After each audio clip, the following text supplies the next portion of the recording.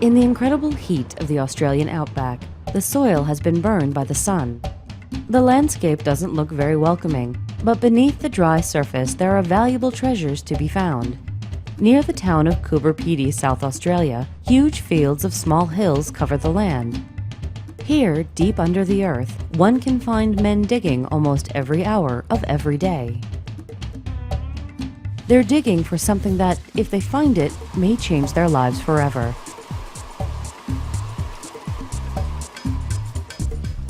Peter Rowe is just one of these miners.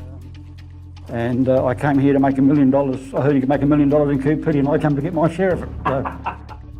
And what have they all come here to find? To find opal.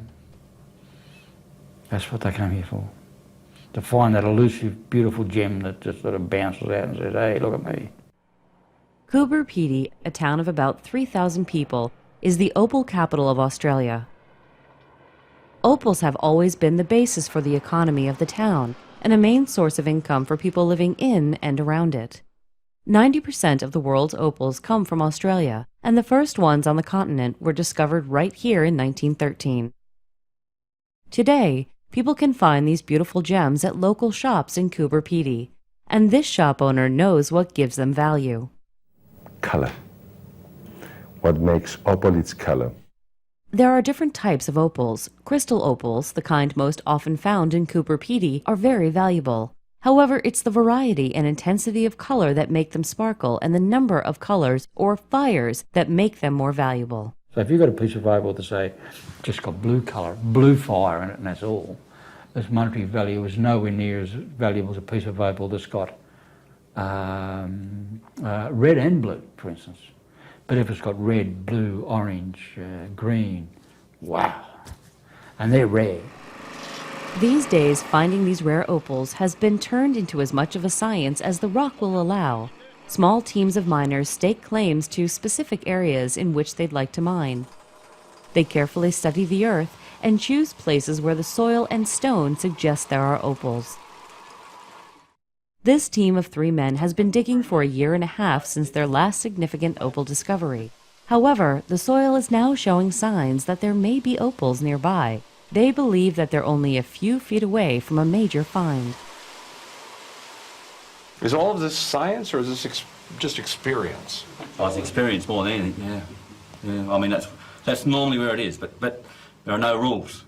It's just sort of recommendations, if you like. The problem with opal mining is that in a town like Coober Pedy, almost everyone believes that he or she is just about to find a fortune. Unfortunately, it doesn't happen often, but sometimes those dreams do come true. These opals were all cut out of the same fist-sized piece of rock and will sell for at least $300,000, maybe a lot more. The pattern of the color, the thickness of the stone, the shape of the stone, it will determine for the last price that we put on an opal.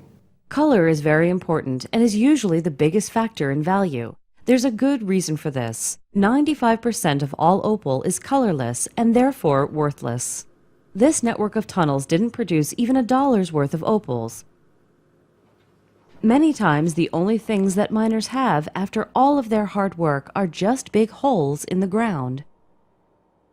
However, there can be interesting benefits to even these. The more creative people in the town have made these holes into homes. Hyatt and his partners actually live in these cave dwellings with their families.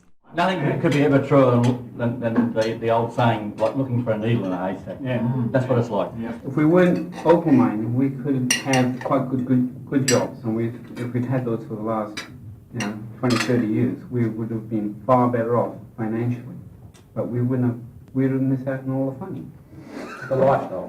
It's the lifestyle that keeps us here. It's a hard life, though, and the families often rely on what the women earn while the men dig. Well, I personally think it's harder for the families because, I mean, day after day after day, month after month, you don't know what's going on basically. You just know that there's nothing coming home or there's no opal coming home. And like I said, I can't understand how they can do it day after day. And yet, despite the difficulties, people from 50 countries have come here. Within a mile of where we're sitting now, there could be millions of dollars. There is millions of dollars. And there is stones that would knock your eye out, gems that would be just astronomical. And most of them never get seen, never see the light of day. Unfortunately, in Coober Pedy, these very valuable opals are rarely found, and people often don't make their fortunes. Back at the mine, Neville Hyatt and his team are digging once again. They hope that today will be the day they find something, perhaps that one big precious stone. But at the end of a day that started with so much hope, the team comes up empty-handed, again. Mining is a gamble, and the odds are against these miners. They'll almost certainly spend many years digging and earn hardly any money. The whole town knows that they probably won't achieve their dream of retiring with the money from their opal finds. But every now and again, that one stone comes out. You can never describe it to anyone. You can never get across to anybody what it looks like. Because not only it represents something beautiful, it also represents the work that you yourself have put into to find that one stone. Totally mad when you think about it. Perhaps this opal madness is how the people of Coober Pedy survive in the Australian outback. Perhaps it strengthens their ability to accept the thought that if they hadn't come, their lives could have been better. Perhaps it gives them the ability to search endlessly for a dream that sparkles, like a gem in the darkness.